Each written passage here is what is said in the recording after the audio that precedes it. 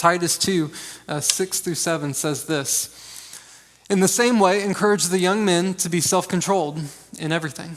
Make yourself an example of good works with integrity and dignity and in your teaching." Now the greater context of this is that they were addressing how do we handle mentor relationships in the church. And so how are the older men supposed to act? How are the older women supposed to act? Younger women, younger men. And they said this right after all that, right after saying young men to be self-controlled in everything, he immediately said, make yourself, not the young men, yourself, the leader, make yourself an example of good works with integrity and dignity in your teaching.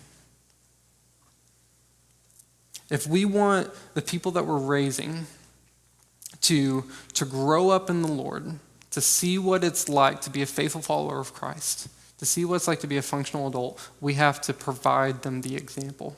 We have to show them what it looks like. And our kids are watching every move we make, and it doesn't matter how much we say to them, it's going to be what we do.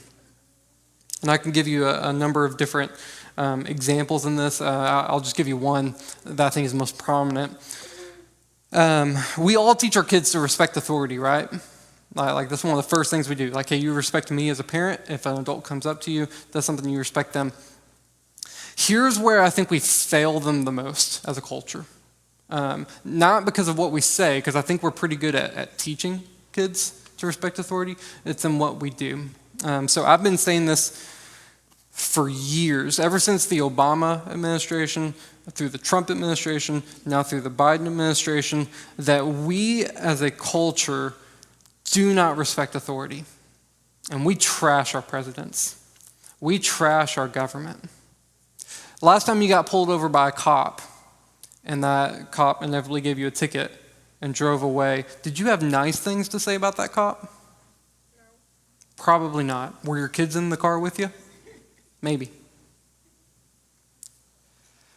Whenever you come home from a long day of work and your boss isn't being the most generous boss in the world, what do you say about him? What do your kids hear you say about your boss? What do your kids hear you say about your government, about the leaders in the church? If you are a person that does not want to respect the president or the government or the authority, and by the way, that doesn't mean agree with them.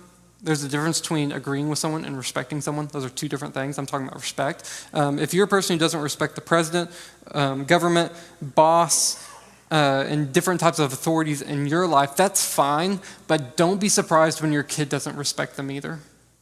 Don't be surprised when your kid comes home and he got in trouble because he yelled back at the teacher, or disobeyed the principal, or disobeyed your spouse, or disobeys you. Don't be surprised at that, because they're just modeling the example that you gave them.